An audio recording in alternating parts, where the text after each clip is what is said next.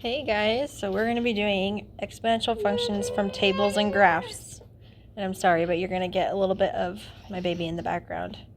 So today, our job is to find the growth and decay percentage from an exponential function. And we'll be able to write an exponential function from a table or a graph. So what we did last class was we found the growth or decay factor from a percent, right? So we took the 4%, we took the fact that it appreciates, and we turned it into this piece right here. Now you're going to be given this piece, and you're going to have to go back to the percent. Okay, so that's what we're doing. So step one is get rid of everything else. All you care about is the growth decay factor. So I want the 1.01. Step two is you need to tell me if it's a growth or a decay. A growth is always going to have a 1 in front because it's going to be a number bigger than 1. A decay is going to have a 0 in front, like down there, okay? Meaning it's a number less than 1. Now, to get to the growth factor, you had to say it was a growth, and then you turned the percent into a decimal, and then you added 1 to the decimal. So step 3 is you have to undo that adding 1, and you have to subtract 1.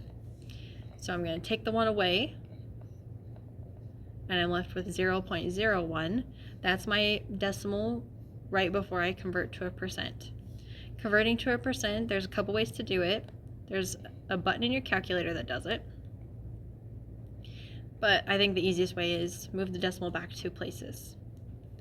In doing that, we're left with just the 1, which is correct. A 1% increase. Okay. Now, if it's a decay, meaning there's a 0 in front, it's a number less than 1, so I'm losing. I'm still going to subtract 1, so I'm going to take 0.963, and I'm going to subtract 1, and I'm going to get negative 0.037. Negative number feels weird, so let's try it the other way. 0.0963. This gets me 0.037. So the number is the same. So if I get a negative, let's just pretend it's not there. Okay? This is the number you want. This is us reverting back to before we added or subtracted 1. Okay? And then to convert to a percent, I just move the decimal back 2. So I have a decay with a 3.7 decrease. One more time. This is a growth because there's a 1 in front. I'm going to subtract 1, and it's going to leave me 0.98. Then I'm going to move the decimal back 2 places. I have a 98% increase. Okay. That's the second section of your homework, I believe. Let's take a look at the rest. Writing exponential functions from graphs. So we need to remember our exponential function first. A times b to the x, where a is your initial. Another word for that is your y-intercept. That's going to be pretty important coming up. B is your ratio, or your growth or decay. And x was time. Today, you're not really doing anything with x. We'll just call it our input. That's it. Okay? So, first we need to find our y-intercept.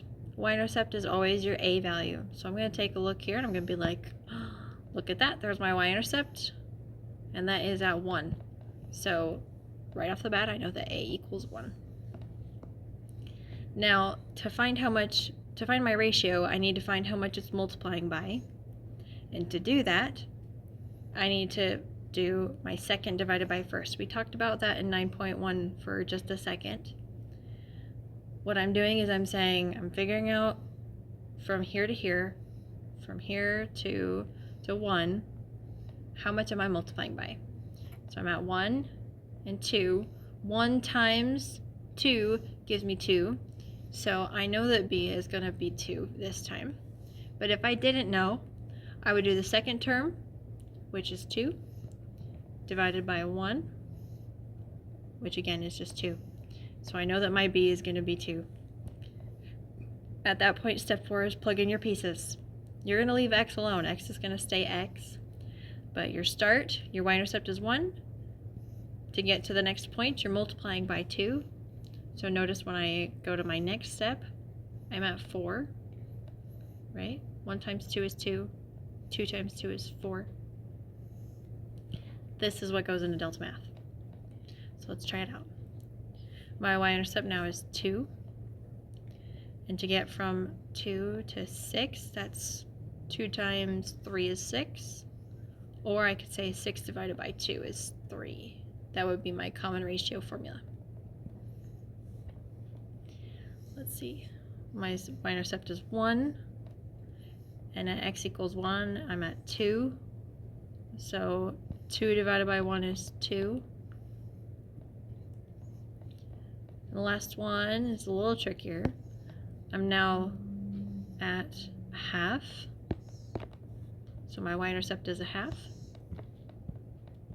And at x equals 1, I'm at 4. So I would do 4 divided by a half. Or you could say 4 divided by 0.5 in your calculator. Either way, you'll get 8.